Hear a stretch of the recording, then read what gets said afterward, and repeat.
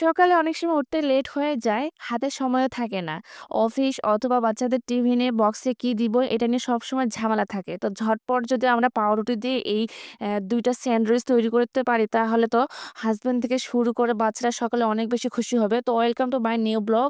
আসসালামু আলাইকুম। সবাই কেমন আছেন? অবশ্যই জানাবেন। আল্লাহর রহমতে আমিও ভালো আছি। সকাল থেকে আজকে আমার ব্লগটা শুরু করে দিয়েছি। আমার আজকে ব্রেকফাস্ট ঝটপট কিভাবে তৈরি করে নিলাম ২ রকমের স্যান্ডউইচ সেটাই শেয়ার করব আপনাদের সঙ্গে।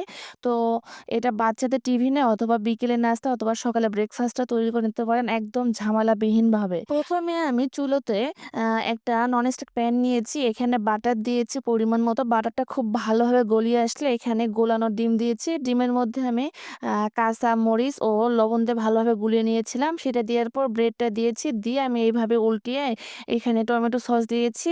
তারপর টমেটো দিয়েছি। টমেটো স্লাইসটা খেতে অনেক ভালো লাগে। এখানে শসাটাও দিতে পারেন। তো আমি ঝটপট তৈরি করে দেখাবো। এজন্য এখানে টমেটোর উপরে একটু মজরেলা চিজ দিয়েছি এবং চিলি ফ্লেক্স ও গোলমরিচ গুঁড়ো দিয়ে এভাবে অ্যা ২ মিনিটের জন্য আমি ঢেকে দিয়েছিলাম। একদম মজরেলা চিজটা ভালোভাবে মেল্ট হওয়ার জন্য। এটা তৈরি হয়ে গিয়েছে ১ম স্টেপের স্যান্ডউইচ। এটা মাত্র ১০ মিনিটের মধ্যে তৈরি করে নিতে পারেন। অনেক বেশি মজার হয় এবং বাচ্চারা অনেক বেশি পছন্দ করবে।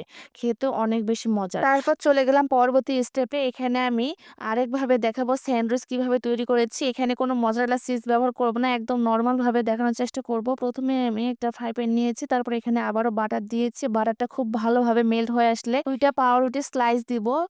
তো অবশ্যই আমি পাউরুটিগুলো এখানে এক সাইড হওয়ার পর উল্টে-পাল্টে ব্রাউন কালার করে ভেজে নিব। আমার ভিডিও কে কোন জেলা থেকে দেখতেছেন অবশ্যই কমেন্ট করে জানাবেন যাতে আমি নেক্সট ভিডিওতে ধন্যবাদ জানাতে পারি। আমার ভিডিও যদি ফেসবুক থেকে দেখে থাকেন অবশ্যই ফলো দিয়ে পাশে থাকবেন আর বেশি, বেশি করে শেয়ার করবেন।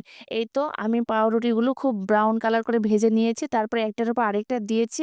দিয়ে এভাবে সমান করে নিব।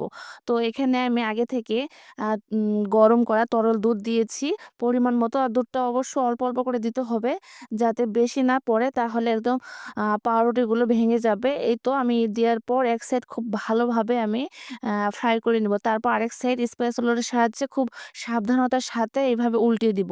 তো এইভাবে অবশ্য করে দেখবেন অনেক মজা লাগে খেতে। আর ছোট বাচ্চারা অনেক বেশি পছন্দ করবে। এই তো ৪ সাইড থেকে আমি একটু বাটার দিচ্ছি, একটু ভালোভাবে ফ্রাই হওয়ার জন্য। এরপর যে আমার স্যান্ডউইচটা একদম পারফেক্ট ভাবে ফ্রাই হয়ে গিয়েছে। এটা আমি খুব সাবধানতার সাথে সার্ভ করব।